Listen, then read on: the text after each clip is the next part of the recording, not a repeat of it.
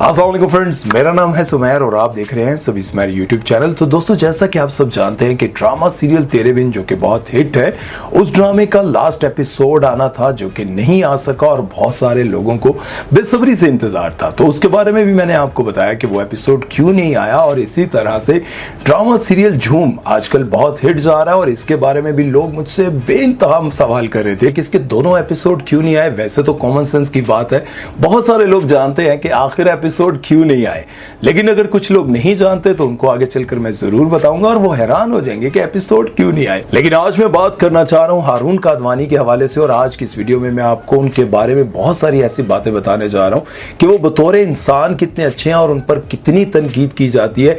उसके बावजूद उनके जवाबात, उनकी बातें सुनकर आप हैरान हो जाएंगे और यकीनन आज के बाद उन पर आप कभी तनकीद नहीं करेंगे, क्योंकि जब से वो इंडस्ट्री में आए हैं तब से लेकर अब तक ना जाने कितनी बार उनके वीक पॉइंट्स को लेकर उन पर बहुत ज्यादा तनकीद की गई, उनको बार बार तनकीद का निशाना बनाया गया। लेकिन आज की ये वीडियो देखने के बाद, उनके बारे में जानने के बाद यकीन जाने आप उनके दीवाने हो जाएंगे। तो वीडियो शुरू करते हैं, लेकिन उससे पहले आप दोस्तों से गुजारिश है कि हमारे चैनल को सब्सक्राइब कर दें और बेल आइकन पर क्लिक करना हरगिज मत भूलिएगा। तो चलिए वीडियो शुरू करते हैं। सबसे पहले तो मैं आपको ये बता दूं कि हारून कादवानी कौन है, उनका बैकग्राउंड क्या है, वो किसकी वजह से इंडस्ट्री में आए और किसकी वजह से आज वो बड़े बड़े प्रोजेक्ट्स में काम कर रहे हैं। बहुत सारे लोग जानते हैं लेकिन अक्सर नहीं जानते। उनके वालिद का नाम है अब्दुल्ला कादवानी, जो कि किसी दौर में एक चॉकलेटी हीरो हुआ करते थे, लेकिन फिर देखते ही देखते न जाने ऐसा क्या हुआ कि वो इंडस्ट्री के इतने बड़े डॉन बन गए। डॉन से मुराद ये है कि वो पाकिस्तानी सलमान खान है। उनका पाकिस्तानी इंडस्ट्री पर पूरा राज है।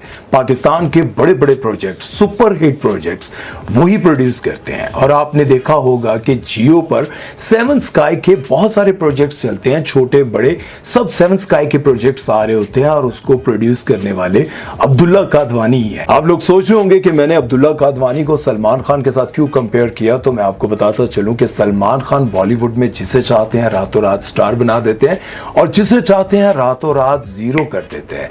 इसी तरह से पाकिस्तानी इंडस्ट्री के भी अब्दुल्ला कादवानी डॉन है।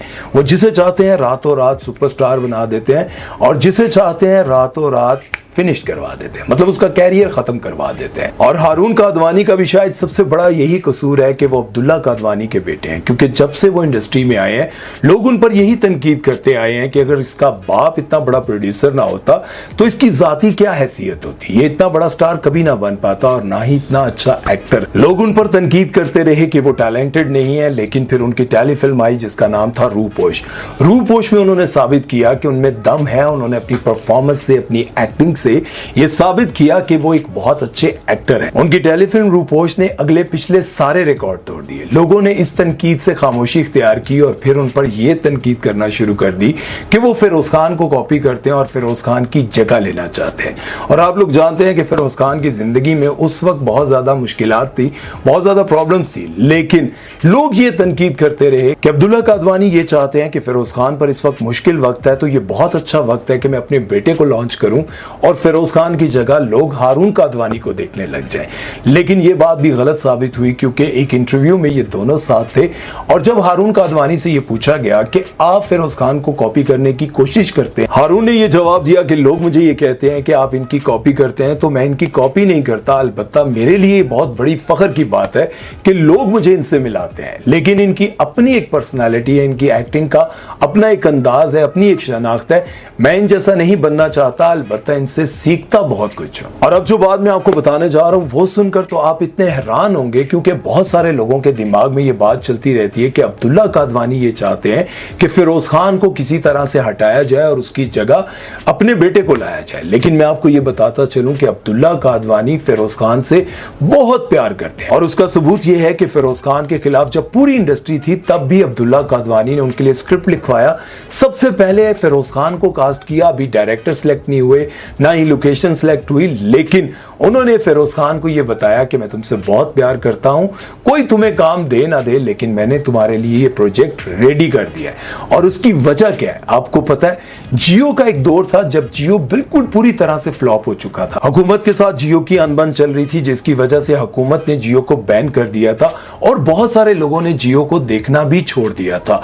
उस वक्त तक अब्दुल्ला कादवानी भी इतने मशहूर नहीं हुए थे, लेकिन फिर अब्दुल्ला कादवानी ने खानी ड्रामा ड्रामा बनाया जिसमें उन्होंने फिरोज खान को लिया और फिर खानी ने सारे ही रिकॉर्ड तोड़ दिए। खानी वो ड्रामा था जिसने इंडिया वालों को भी यूट्यूब पर आकर पाकिस्तानी ड्रामे देखने पर मजबूर कर दिया और खानी की वजह से ही फिरोज खान इंडिया वालों के दिलों में भी जाकर बसने लग गए। आप लोग हैरान होंगे कि जियो उस वक्त तक बिल्कुल डेड था, कोई वहां पर जाकर ड्रामा नहीं देखता था और अब्दुल्ला कादवानी भी इतने बड़े प्रोड्यूसर नहीं थे। और फिर खुदा और मोहब्बत ने कितने बड़े बड़े रिकॉर्ड बनाए ये आप सभी जानते हैं, लेकिन आप लोग ये नहीं जानते कि खुदा और मोहब्बत और बाकी सारे ड्रामों की वजह से और इन सारे ड्रामों की कामयाबियों की वजह से अब्दुल्ला कादवानी फिरोज खान के बहुत बड़े फैन हैं, उनसे बहुत प्यार करते हैं और जिस शख्स की वजह से उनको इतना फायदा हुआ, इतना नाम बना, वो उसको कैसे छोड़ सकते हैं। और फिर आपने देखा कि ड्रामा सीरियल झूम अभी आया ही नहीं था, उसका सिर्फ प्रोमो रिलीज हुआ था तो लोगों ने ये तनकीद करना शुरू कर दी कि यार ये देखो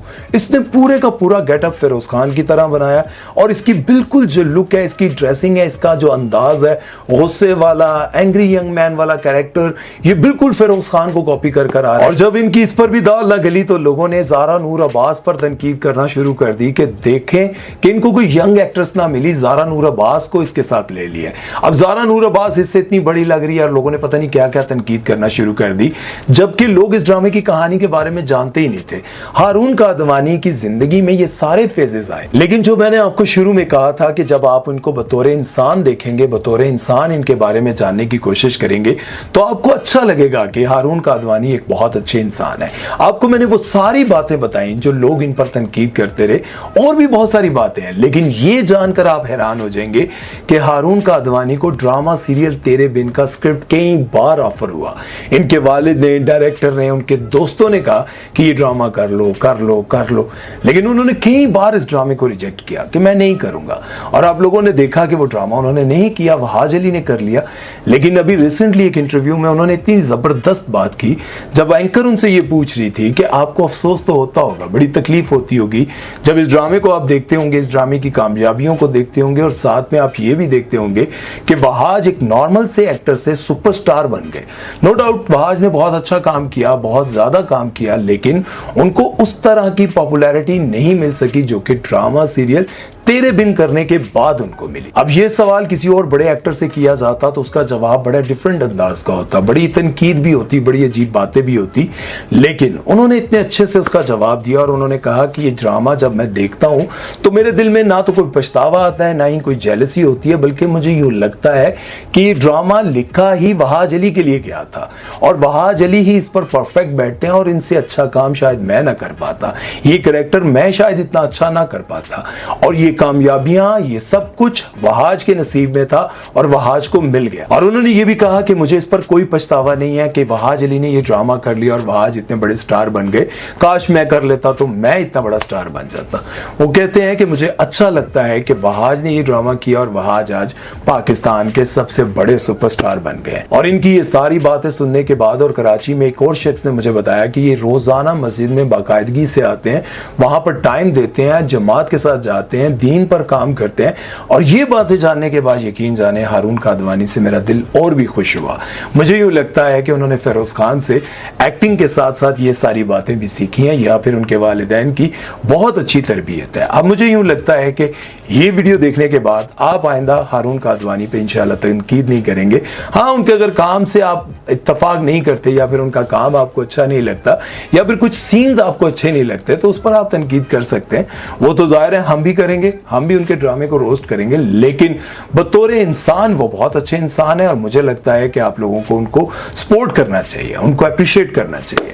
उम्मीद करता हूं कि आज का वीडियो आप लोगों को अच्छा लगा होगा और अगर अच्छा लगा है तो हमारे चैनल को सब्सक्राइब और वीडियो को लाइक करना और कमेंट सेक्शन में अपनी राय देना मत भूलिएगा। सुमैर चौधरी को दीजिए इजाजत, अल्लाह हाफिज। यार ये बताना तो भूल ही गया कि एपिसोड क्यों नहीं आ रहा है। एपिसोड इसलिए नहीं आ रहा क्योंकि ईद का तीसरा दिन है और सब लोग जो है वो गोश्त खाने में मसरूफ है। आप लोग भी गोश्त पर तवज्जो दो यार, कौन सा ईद बार बार आती है और कौन सा इतना गोश्त आपके फ्रीजर में हर रोज इकट्ठा होता है, इस पर ध्यान दो। तिक्के शिक्के लगाओ, बोटियां शोटियां बनाओ, कबाब शब खाओ, एंजॉय करो और ईद के बाद जो है ना आपको तमाम जितने बड़े बड़े ड्रामे वो नेक्स्ट वीक से आपको देखने को मिलेंगे और हमारा पोस्टमार्टम भी जो है ना वो डेली हर ड्रामे का आपको नेक्स्ट वीक से मिलेगा और आप लोग एंजॉय करेंगे। अपना ख्याल रखिएगा और एक बार फिर से अल्लाह हाफिज। यार ये साथ में ना कोई सोइयां है और हलवा है, सोइयां ट्राई करते हैं। ओ यार चम्मच पे तो आ नहीं रही थी, मैंने कहा चलो देसी तरीके से खा लेते हैं।